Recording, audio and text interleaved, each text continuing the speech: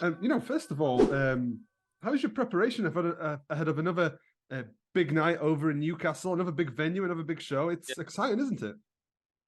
Yeah, I'm looking forward to it, to be honest. I feel like the first one, I was trying to take everything in, the whole build-up of the fight, everything like the weigh-ins, the press conference, everything like that. But now I just really want to focus on my performance, my actual boxing performance, and I'm really excited to get back in there. How's life as a professional boxer? Are you enjoying it? Yeah, to be honest, it's no different from the amateurs. I think like obviously you get paid, which is a lot better. I feel like the amateurs, I was just training just as hard because I've been in the gym training with Tony now, I think nearly 3 years. So I feel like at the end of my amateurs, I was already doing this sort of stuff. So it was like quite a smooth transition into the pros. For those who've never seen you fight, what's your message to them? What do you think they can expect, and what's your style? Would you say in the boxing ring?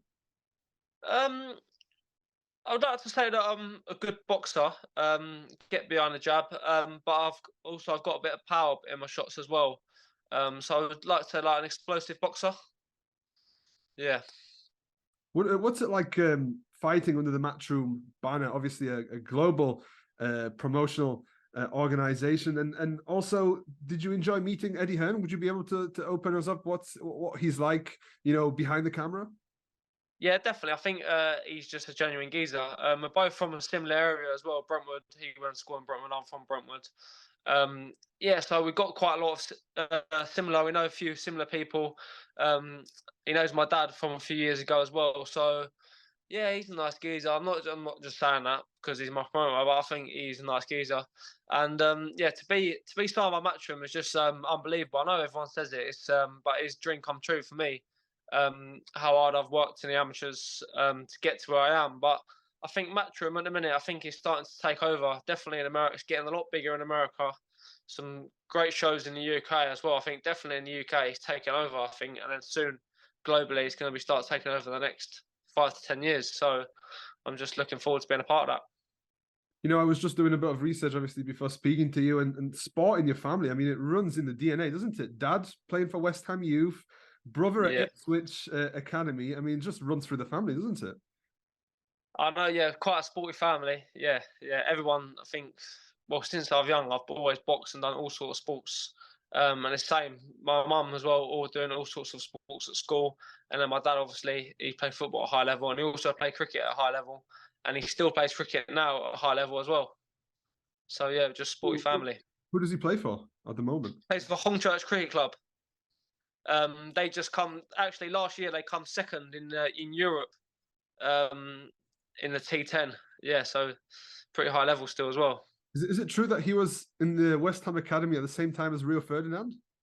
Yeah, yeah, Rio Ferdinand and Frank Lampard as well. Yeah, Yeah, that's incredible. I bet he's got some good stories. Yeah. Yeah, he has. Yeah.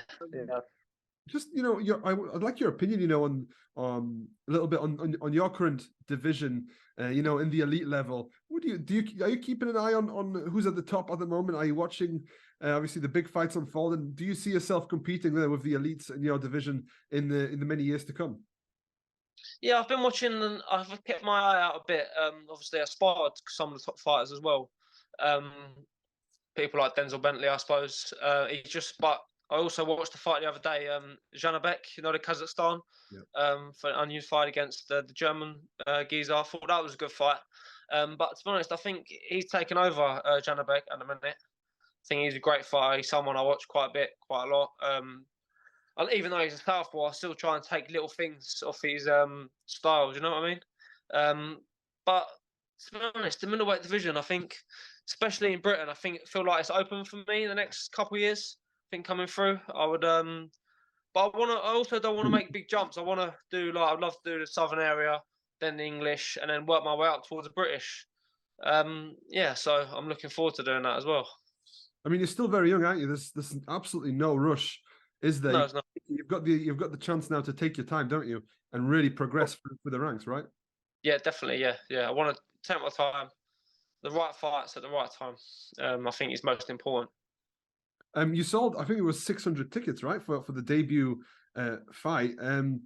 It's interesting because I was watching the Jack Catterall against the Jorge Linares fight over the weekend, and you look at the arena, and there was a few empty seats, and obviously the viewership probably wasn't nowhere near to the week before where KSI was fighting Tommy Fury. I'm just wondering your thoughts on the landscape, on the boxing landscape at the moment. What do you think the sport is at? Where you've got people who aren't necessarily professionals selling out arenas and doing 1 million pay-per-views versus the real pros of the game, like Linares, who's 3-time legend, really, legend of the sport, and you look at the numbers, they don't really compare, do they? So what do you think about the business of boxing at the moment?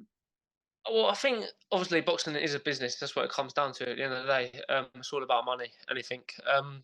But I believe the YouTube boxing is bringing attention to the sport, but I don't believe it's bringing the right attention. I think the figures, the numbers say like KSI, Tommy Fury, like you said, brought in a lot of numbers, view numbers, but I don't think it's the right audience. I think like young kids, maybe like they're into YouTube, 12, 13, 14 years old, might watch the KSI fight, but then might, like you said, legends like Linares, he won't even have a clue who they are. So I think we've got the audience there now for boxing. I think it's just like involving them in like the actual boxing pro sport itself and the world champions and the actual elite fighters, as well as. I'm not sure if that's something like, I think when they first started off, they had KSI's first fight. It was Billy Joe on the undercard. I'm not sure if they sort of need to mix it or like some sort of a hybrid. You know what I mean? Because I feel like it is two different audiences at the minute. When you were growing up and you were coming up in boxing, your first few years, in the gym and amateurs, who did you look up to? Was it some of the big names? Did you go all the way back, like Tyson, things like that, or was it somebody else? Yeah, I think Roberto Duran was he was always my favourite fighter. I loved him growing up. He was always my favourite fighter. I used to watch a lot of Floyd Mayweather. I used to love his behind the scenes, like his lead up to the camp. I think I've watched every single one of them that's ever been made. I used to love them. Also Andre Ward, I used to watch a lot of him as well leading up when I tried to base my style off him. He was a great fighter. But they're the main three. I'd probably say Roberto Duran. When I was younger, he was my favourite fighter. Yeah. Just a couple of questions to finish off now.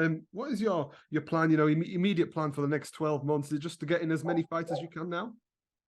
I think not to get as many as I can in. I think it's to get the right fights at the right time. Obviously, this one has come within, I think, 6 weeks of my last one. But I don't really mind that, to be honest. As long as Tony says I'm all right, I'm injury free. I'd like to get as active as I can, to be honest.